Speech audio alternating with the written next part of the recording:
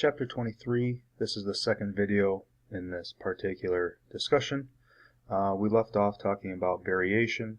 Now we're going to be moving into the mathematical component of this chapter, which is Hardy-Weinberg, which is an equation used to test to see if a population is evolving or not. Some keywords that you should be familiar with already. We're going to be talking about these as we go through. Populations, gene pools, immigration, emigration, and allele frequencies. Most of these you should be familiar with already. Immigration and emigration involve the movement of individuals into or out of a population. I like to use the first letter to tell me which is which, E and I. I into, E exit. So individuals moving into a population or individuals moving or exiting a population. Allele frequencies, we're going to look at that in the next slide actually. So here's the next slide. We have a gene pool consisting of 1, 2, 3, 4, 5, 6, 7, 8, 9, 10, 11, 12 alleles. So gene pool, how many alleles happen to be present for a given trait. Allele frequency is more or less saying how many times does the dominant allele arise and how many times does the recessive allele arise. Now this is all done on a percentage scale, so you can see 1 dominant, 2, 3, 4, 5, 6, 7 dominant G's in the gene pool, meaning that there's 5 little g's. Once again, to get percent, divide how many you have out of how many total there could be, and you come up with 58% of the gene pool is the dominant allele, meaning that, well, that's the recessive allele frequency. So there's 5 things that are required for a population to be not evolving. And if something's not evolving, that population is in Hardy-Weinberg equilibrium. The first, no mutations. So genes, they can't mutate, they're not subject to any of that. The genes stay the same in that population. Random mating. All individuals in the population have equal opportunities to mate and reproduce so that they can pass on their own traits. No natural selection. One trait does not have an advantage over another trait. There is no environmental favors, so to speak, or favorites in terms of a phenotype. Large population size. Population has to be really, really large in order for it to possibly be in Hardy-Weinberg equilibrium. We'll talk about genetic drift and why genetic drift cannot happen in large population sizes as well. And then no gene flow. You cannot have individuals moving into a population or exiting the population because if you immigrate into a population, you could bring in new phenotypes that don't exist currently, which would disrupt the future generations in terms of being balanced or equilibrium. So the equation to determine if a population is in equilibrium or not is on the screen right here. P squared plus 2pq plus q squared will equal 1. P, both here and here, represent the frequency of one allele in a gene pool. You'll be using this expressed as a decimal, but very often with sample problems you'll be given it as a percent, so you'll need to be able to convert that back to a decimal. Not too big of a deal, just slide the decimal 2 places to the left and you're there. Q is the frequency of the second allele in the gene pool. So this really only works when we're looking at on a per gene basis, so to speak. You can't really be looking at all the genes at once. You can do the equation for really one gene. P squared would be homozygous. Usually homozygous dominant is what we're looking at right here. 2pq, P and the Q, that's heterozygous, so heterozygous, and Q squared would be homozygous recessive.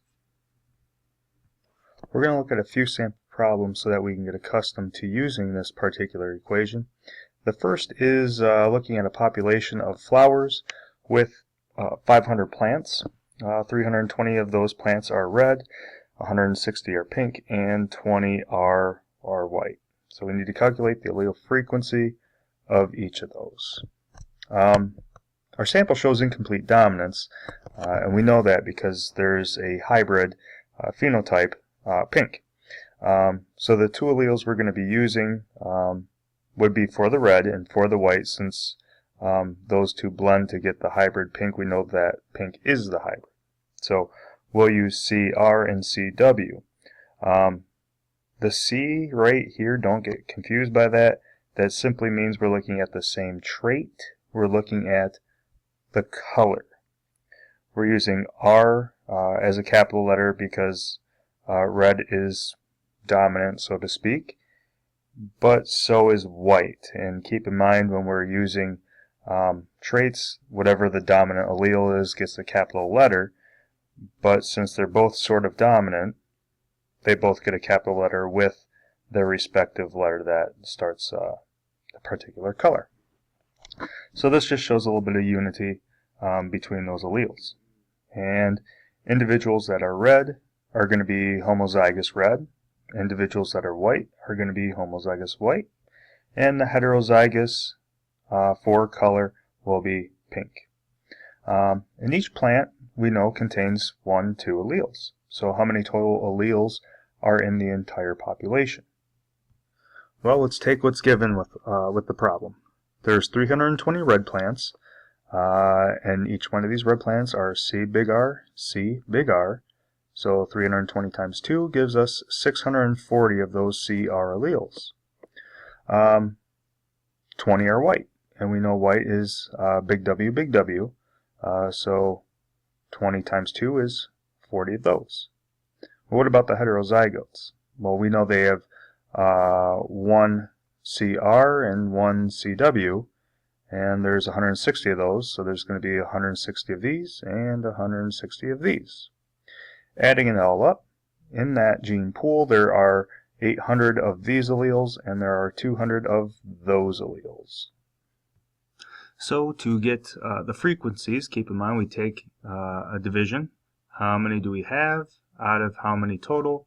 And we would get 0.8 for the CR, and we would get 0.2 for the CW, which would be 80% and 20%. We can plug these values into our equation here, and I encourage that you try that. And if you calculate this correctly following the order of operations, it will equal 1. Here's what that would look like if we set it up, and once again, if you crank all that out, it will equal 1. But what is not mentioned here that you probably should be aware of is this right here, 0.8. That is a percent of the R allele. But if we were to take 0.8 and square it, that would equal 0.64. Now, if you convert 0.64 to a percent, that tells you the percentage of the population that we would be expecting to be of the dominant nature, so CR, CR. Likewise over here, 0.2 squared would be 0.04, which indicates that we would expect 4% of our population to be CW, CW. The second sample problem. After I explain this, you might want to pause it and try cranking it out, because the answer is not going to be provided to you for this one. A population of red, white, and pink flowers have an allele frequency of 62% CR and 38% CW. What percentage of the flowers will be pink? So we need to solve for 2PQ. Keep in mind that in our last sample problem, the allele frequency of CR was 0.8 and the allele frequency of CW was 0.2. And what do we do with those values? The next sample problem. A population consists of 912 flowers. We got red ones, white ones, and pink ones. The allele frequencies are 73% for CR and 27% for CW. How many flowers are expected to be red? So now you're looking for finding out this value right here. Think about what needs to happen. And our last sample problem, I don't even know if this one's in your notes. If it's not, this is one that you need to write down somewhere, find a place in those notes, get it copied down.